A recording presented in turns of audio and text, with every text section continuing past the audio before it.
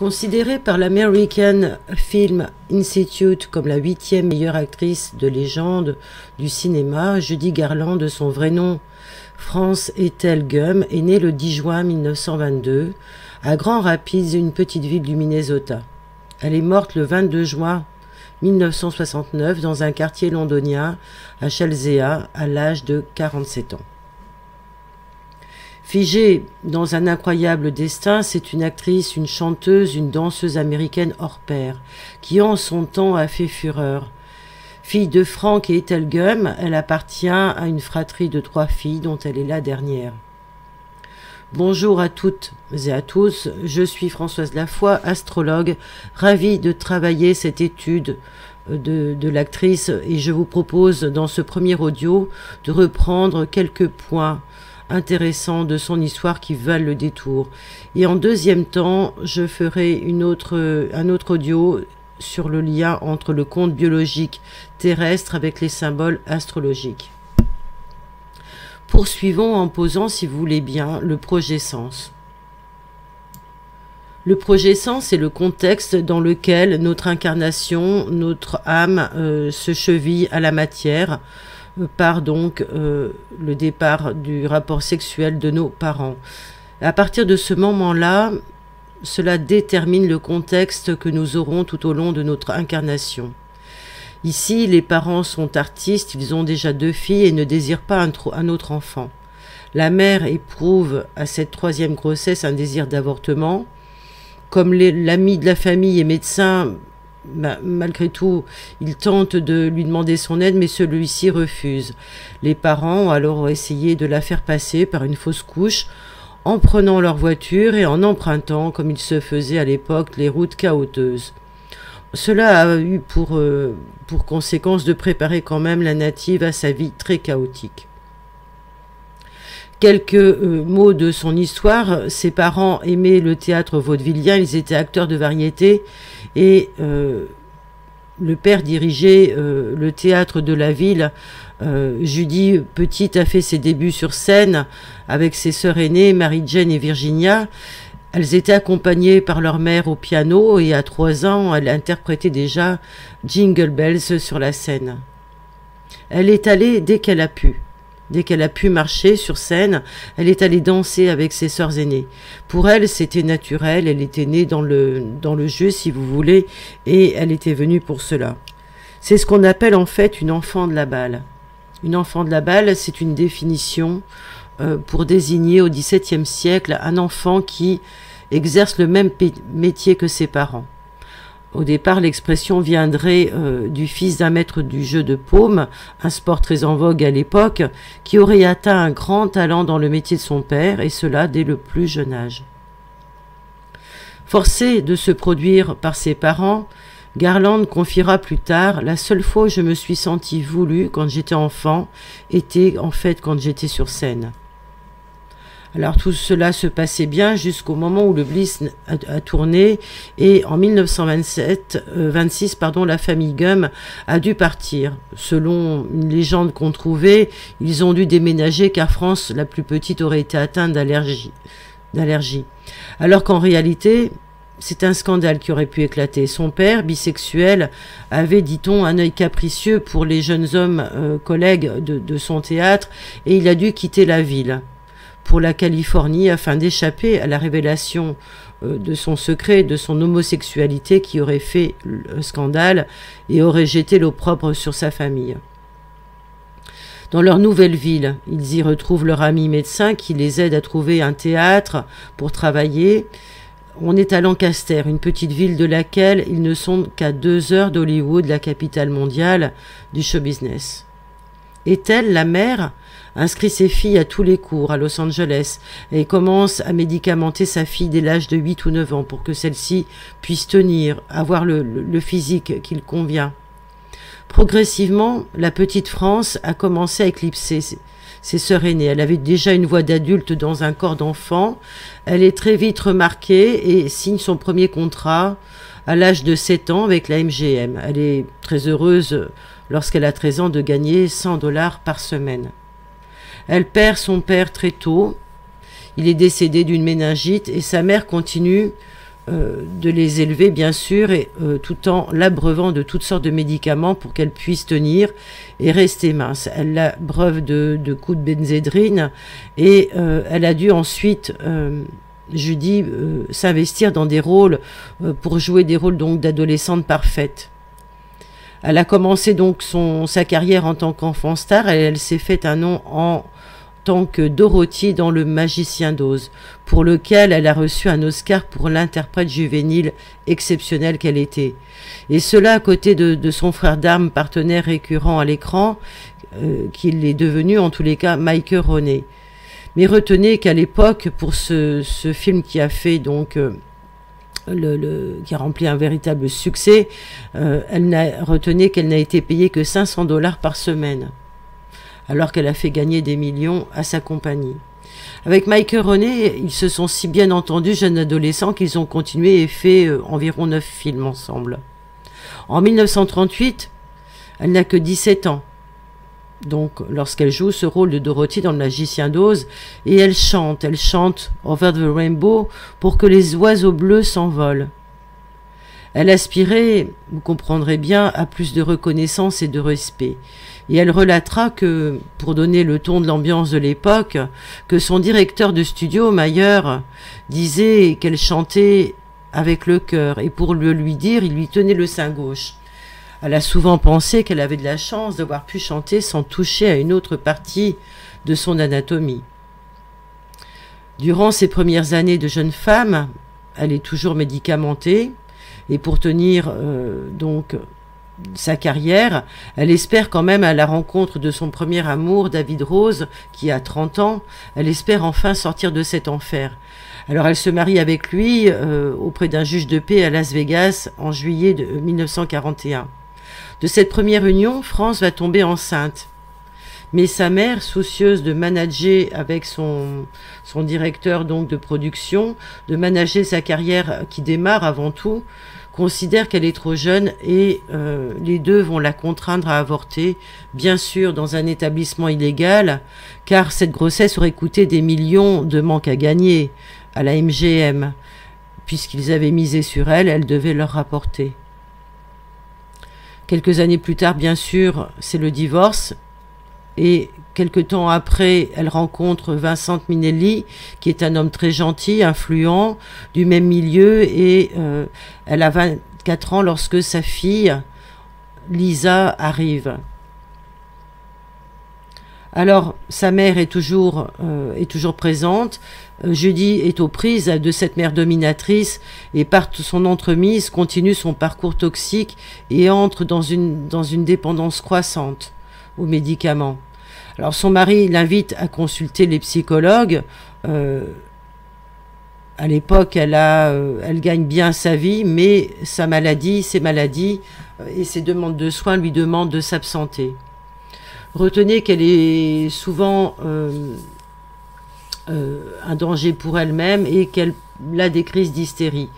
Au niveau professionnel, pourtant, tout fonctionne bien, puisqu'elle est tenue à coups de médicaments. Elle est jetée aux côtés de Fred Astaire, et lequel mourra 18 ans plus tard, jour pour jour, un 22 juin, comme elle. Ils ont fait ensemble Easter Parade, qui a eu un succès retentissant.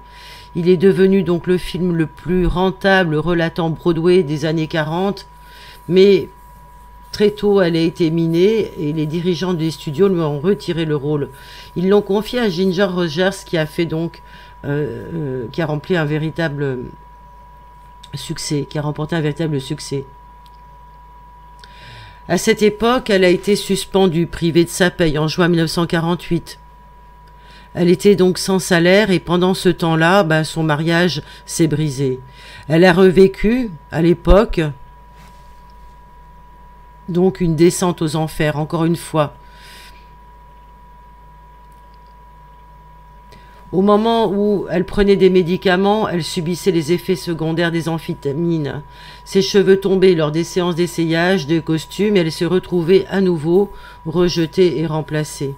Personne pour la soutenir, personne pour la guider réellement, sans père, sans soutien, et loin de la protection sociale qu'on connaît maintenant et des traitements privilégiés, à tout point de vue, des artistes de renom, son employeur, Mayer, au bout de nombreuses périodes d'intoxication, autorise enfin celle-ci à 3 mois de thérapie, à ses propres frais, au Betty Ford Center, parce que c'est son actrice préférée et qu'elle peut encore lui faire apporter gros. Alors, on peut noter à ce moment-là que sous l'emprise psychique de la maladie, de la surcharge de travail, elle a fait une tentative de suicide. Elle s'est déchiré le cou avec un verre brisé en 1950. Cette tentative de suicide, on l'aurait tentée à moi, avouons-le. Au total, dans sa carrière, elle a fait plusieurs dizaines de films et elle a généré quelques centaines de millions de recettes au box-office. En hiver 1950, elle retrouve Sid, un admirateur de 33 ans qu'elle a rencontré en 1937. Elle divorce de Minnelli, qui n'est pas l'homme dont elle a le plus besoin. Il est trop effacé, peu soutenant pour elle, apparemment, d'après ses confidences. Et ce nouveau mari l'aide à ressentir, dit-on, un champ de force électrique dans son corps. Il est rapporté avoir été un agent merveilleux pour elle, plus stabilisant. Cela l'a certainement aidée puisqu'elle a réussi à revenir et à chanter New York, à remplir les salles, à chanter à New York, pardon, c'est un lapsus, et elle a rempli les salles dans un immense succès. Grâce à Sid, elle a redonné un nouvel essor à sa carrière. Elle s'est retrouvée enceinte en 1952. Il lui a donné la stabilité, la confiance, l'amour dont elle avait tant besoin. Notez que lorsque elle est enceinte en 1952 et dans le sordide de sa destinée, elle perd sa mère en janvier 1953.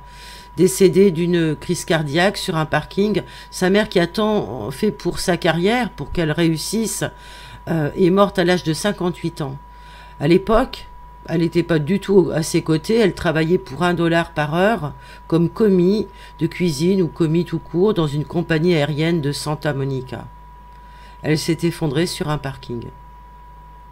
Au fil du temps, la relation maternelle s'est étendue, elle était devenue conflictuelle, tellement empreinte de souffrance, la mère et la fille ne se parlaient que peu depuis les années 50. Judy n'a pas oublié que sa mère l'a conduite parfois traîner dans les studios petites, et elle ressentait une grande colère envers elle. De plus, elle confiera qu'à l'époque, elle soupçonnait même celle-ci d'avoir échangé des faveurs sexuelles avec les producteurs et directeurs de studios vers les années 1930, afin que sa fille puisse signer, ou qu'elle puisse signer pour sa fille avec la MGM, le plus grand studio. D'où pour Judy le poids ancré d'une profonde tristesse, d'une profonde culpabilité aussi. Judy, à la suite du décès de sa maman, a repris une médicamentation sur ordonnance, toujours intriquée dans cette matrice, véritable machine à empoisonner. En octobre 1953, elle revient à l'affiche d'un film à gros budget, Une étoile est née. Et elle a eu, au moment où les Oscars devaient être remis, son fils. C'est aussi à cette période, parallèlement, qu'elle s'est fait damner le pion par Grace Kelly. À chaque fois, une nouvelle personne la remplace et remporte le succès à sa place. Ne pouvant être sur tous les fronts, se soigner, s'occuper de sa maternité, de sa carrière, elle fait les frais d'un burn-out, bien qu'à l'époque, on se fiche pas mal de définir ce type de maladie. Elle est aussi confrontée à d'immenses dettes et elle traverse une période de désastre. Son mari, qui jusque-là avait pu la soutenir et être efficace dans la gestion de ses comptes, a été lui aussi victime de ses addictions aux courses, aux chevaux, et la famille s'est considérablement endettée. Le couple devait des milliers de dollars, voire des millions de dollars au fisc. Et c'est dans ce projet sens que va naître son 4e enfant, Joey. Alors, ayant besoin de nourrir sa famille, de payer ses dettes, elle dut accepter ce qui lui était proposé, des contrats bassement payés pour animer des émissions de variété et subir par là même un déclassement.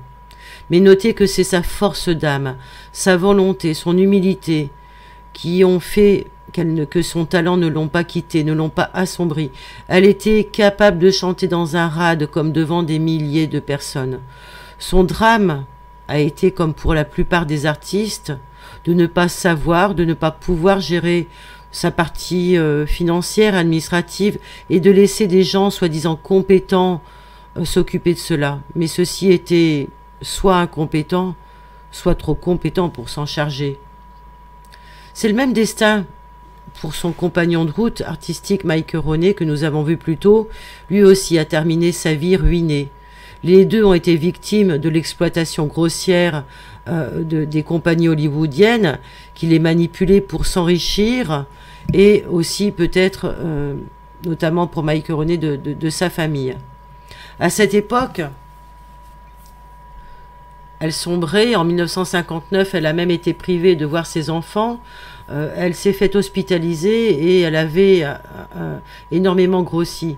Le diagnostic, c'est qu'elle souffrait d'une hépatite aiguë, son foie était défaillant, conséquence de la médicamentation abusive et de toute cette toxicomanie. En 1961, elle arrive quand même à remonter la pente et à signer un contrat avec un nouvel agent, et cela porte ses fruits. Elle remplit donc la scène, et donc le film Le Jugement de Nuremberg, qui lui a valu toutes les éloges de la critique, lui permet d'obtenir une nomination aux Oscars pour le second rôle. Elle a pu se relever et revenir sur scène. Pourquoi? Parce qu'elle était animée par la beauté de son âme et volontaire.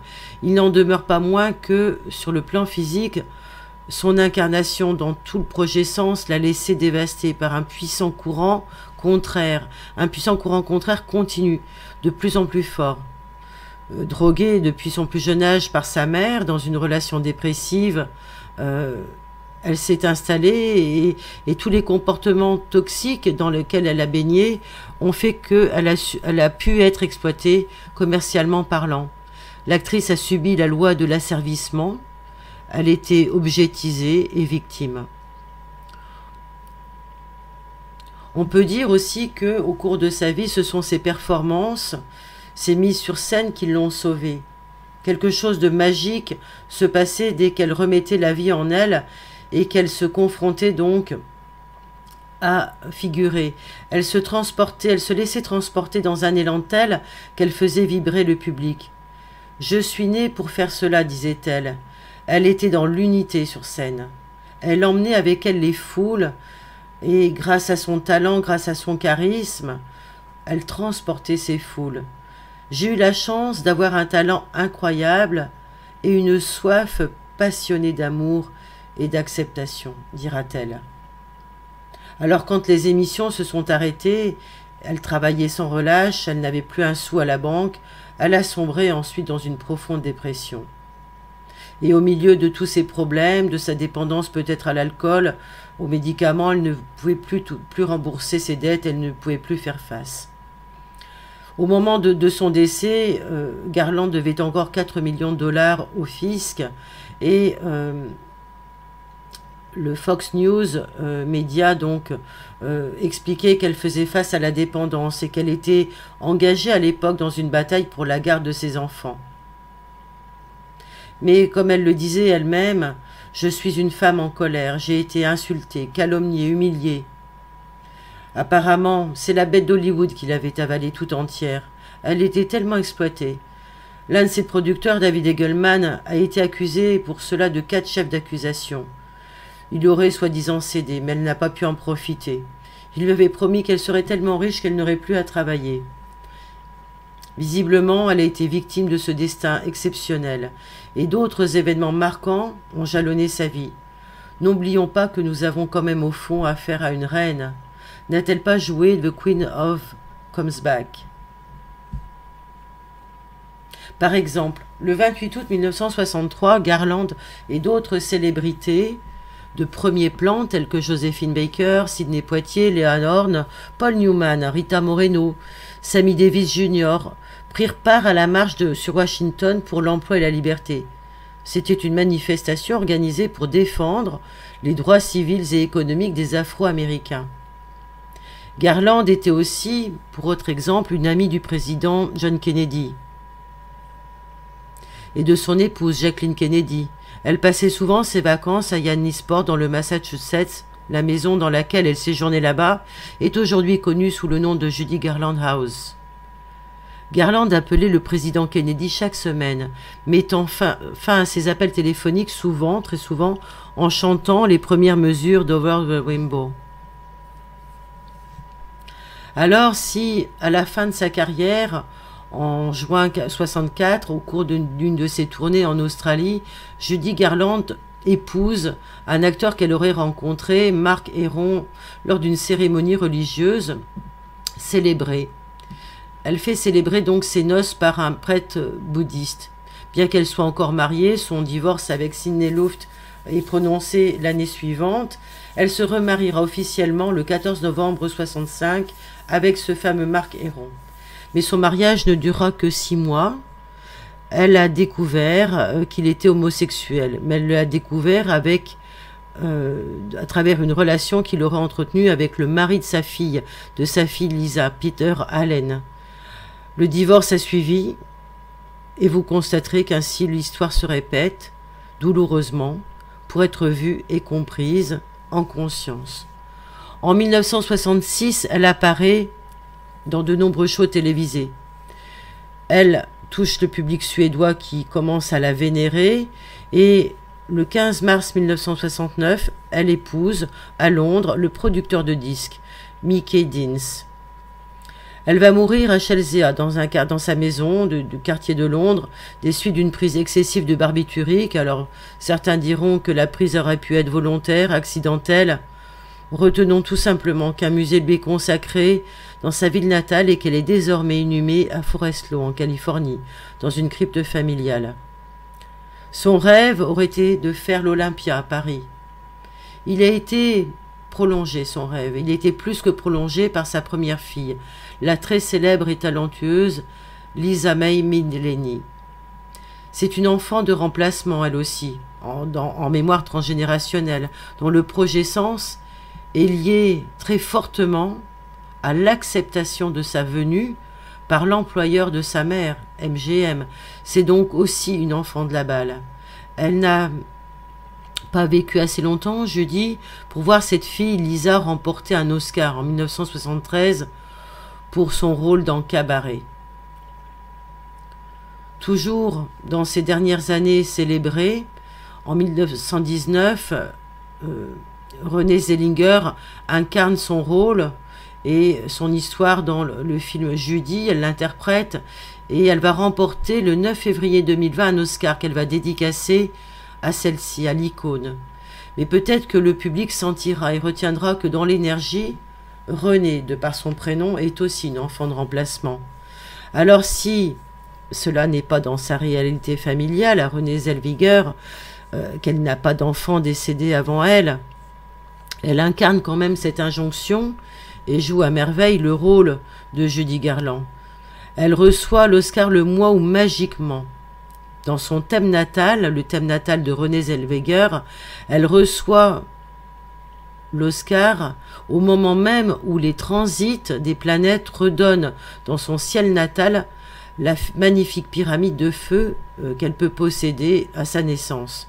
Une lune en lion, trigone au Mars Sagittaire, trigone à Vénus Bélier, ce qui est totalement incroyable.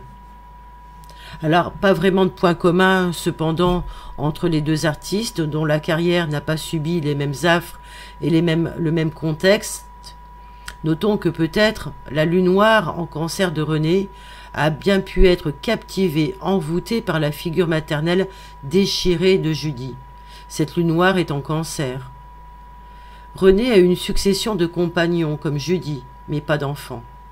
L'une avait besoin d'être aimée de sa mère, elle l'a été de son public, Judy, et l'autre avait besoin donc d'être reconnue et admirée pour se sentir aimée et appréciée, bien sûr professionnellement, avec une belle lune en lion. Mon sentiment d'astrologue dans ce rapport entre les deux actrices, est que l'une, Judy, vient d'en haut,